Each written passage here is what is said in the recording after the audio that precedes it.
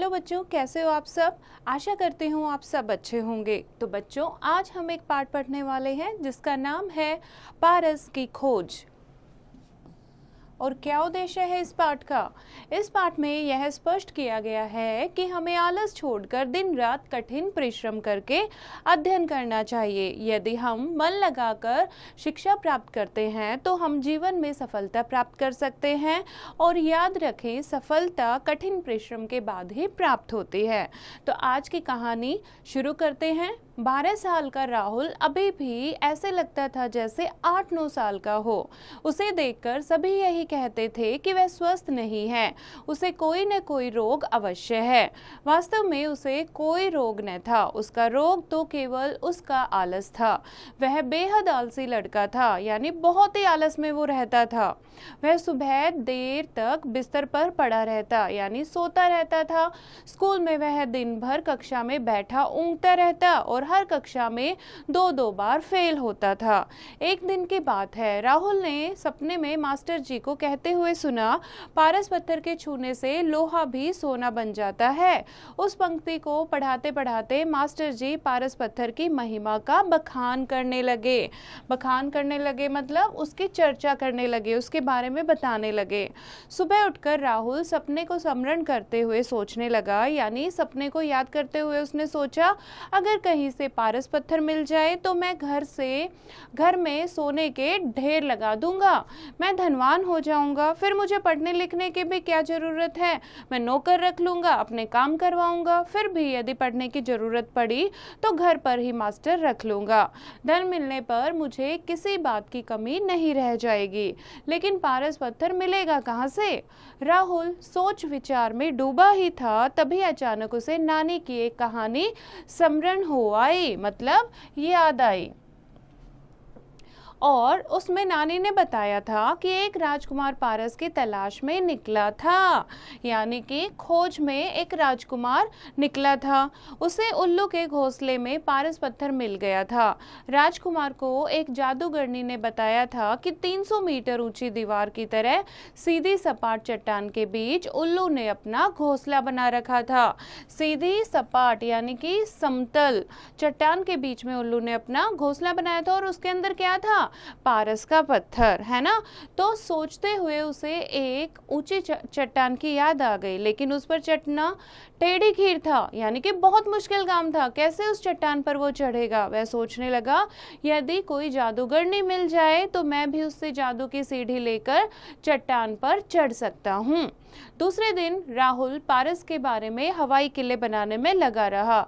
School से छुट्टी होते ही वह हाथी छम की ओर चल दिया। थोड़ी ही देर में वह वहां पहुंच गया। उसने नजर ऊपर उठाकर चट्टान की ओर देखा। चट्टान सचमुच ऊंची थी।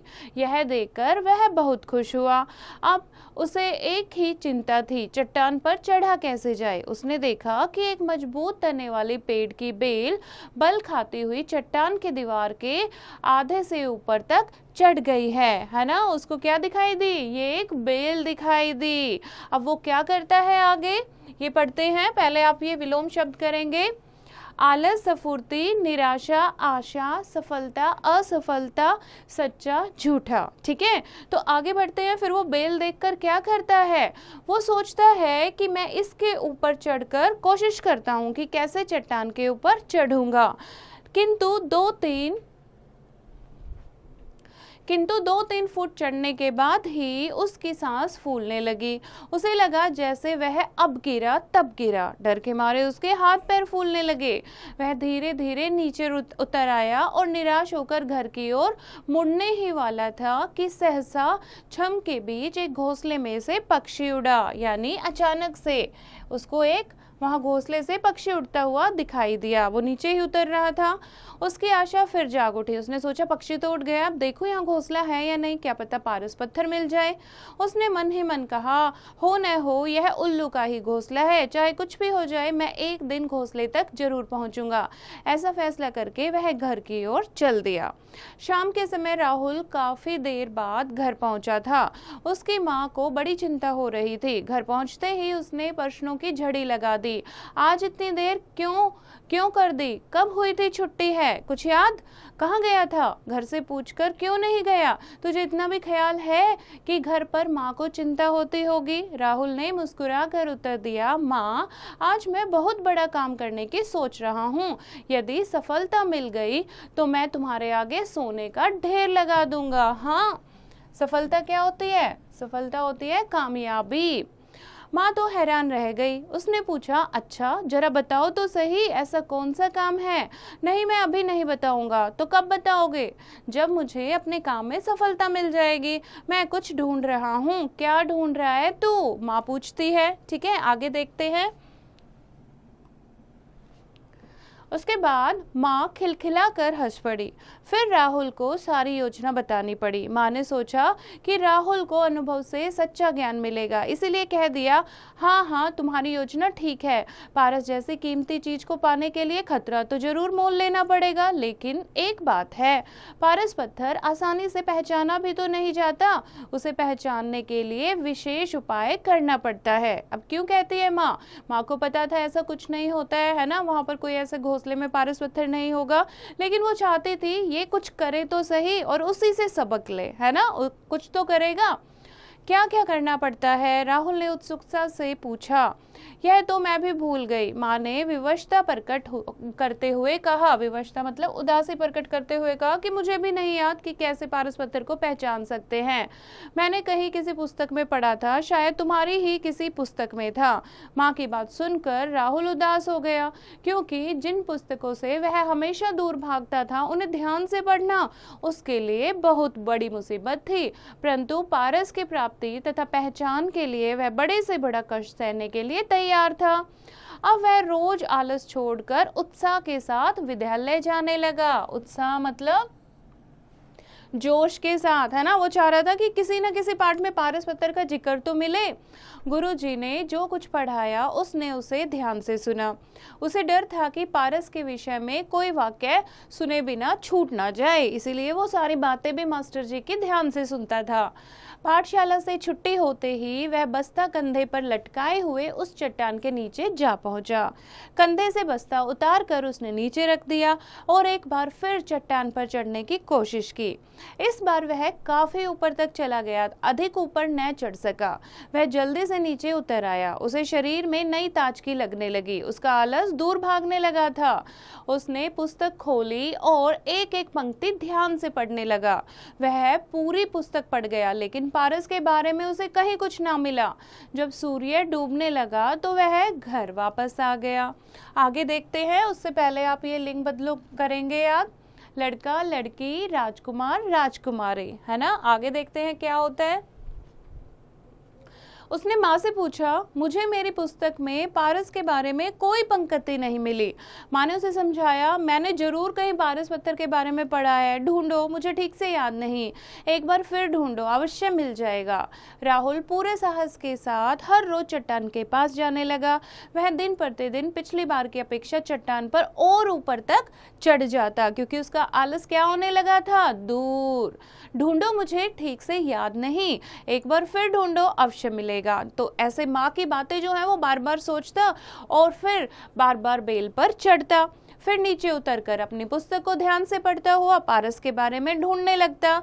और इस प्रकार कई दिन बीत गए। उसका स्वास्थ्य पहले से अच्छा होने लगा। उसे स्कूल में नींद नहीं आती थी। वह खूब भाग दौड़ सकता था। उसे भूख भी खूब लगने लगी थी। फिर राहुल की वार्षिक परीक्षा आ गई।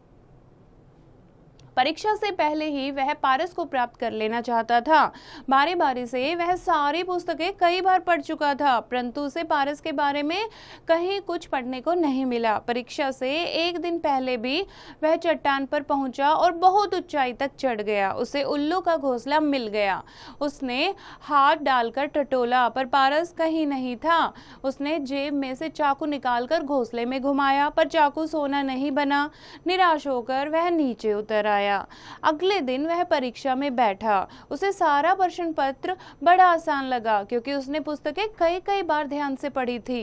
वह खुश था। परीक्षा देने के बाद भी वह पारस को ढूंढना भूला नहीं।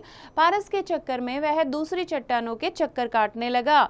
अब उसे पारस मिलने की कोई आशा न रही तो उसे माँ पर बहुत गुस्सा आया। अब आगे बढ़ते हैं, उससे पहले पर्यायवाची शब्द आप ये याद करेंगे।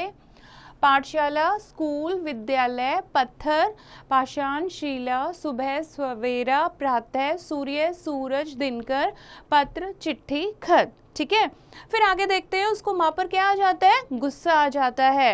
एक सप्ताह बाद राहुल का परीक्षा फल निकला। वह अपनी कक्षा में प्रथम आया। उसे बड़ा आश्चर्य हुआ, मतलब उसे बड़ी हैरानी हुई। वह भागा भागा माँ के पास आया और प्रथम आने की खबर सुनाई।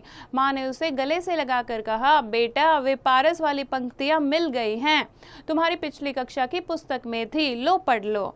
असली पारस मेरा श्रम, पारस पत्थर कोरा भ्रम। यानी कि क्या लिखा था उसमें? असली पारस तो क्या होता है? श्रम, यानी कि मेहनत।